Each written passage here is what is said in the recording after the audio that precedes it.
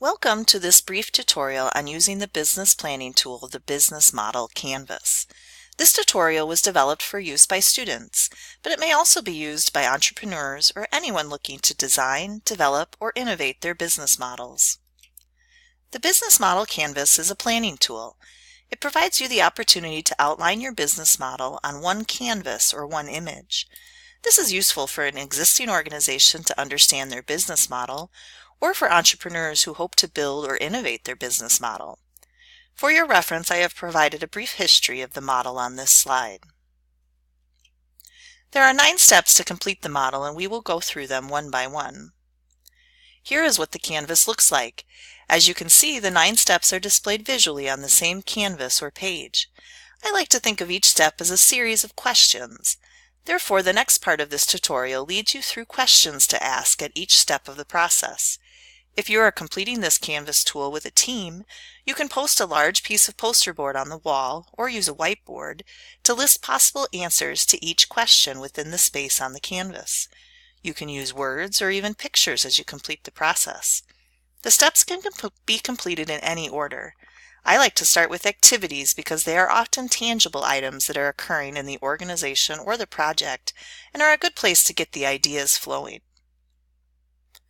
So one of the first questions to ask is, what are the key activities of the organization or project? What are those key things that make your business tick? What types of activities, new activities or opportunities might you consider?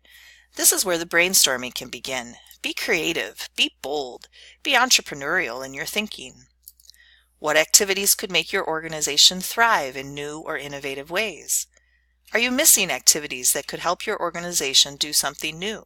Again, be creative in your responses to help you think outside of the box. For resources, what are the key resources that are involved in creating value? This may be harder to think about than activities, but consider what are the items you need to make the organization or project thrive.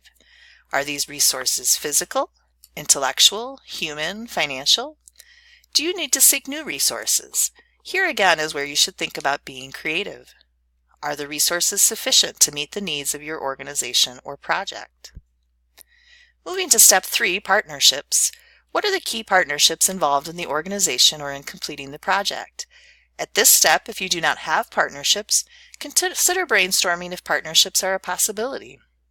Along those lines, what new partnerships might you consider to expand or improve?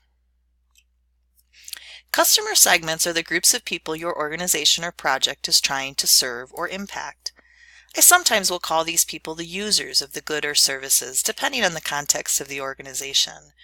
Who uses or benefits from your goods or services? This is a great area of the canvas to consider how you might impact new segments of business. Who currently benefits from the organization or project? Who might benefit? What additional segments might you consider? Moving to the 5th step, we look at how your relationships are with these customers. What type of relationship do you currently have? How can you create sustainable relationships? This is another great area to brainstorm and to think about enhancing relationships with your customers or users. The 6th step is channels. This simply means how do you reach your customers or your users? What channels are used to deliver the value? Are you reaching your customers, or how are you reaching your customers or users? Are there new ways to reach your users or less expensive ways? How can you raise awareness of your organization's value?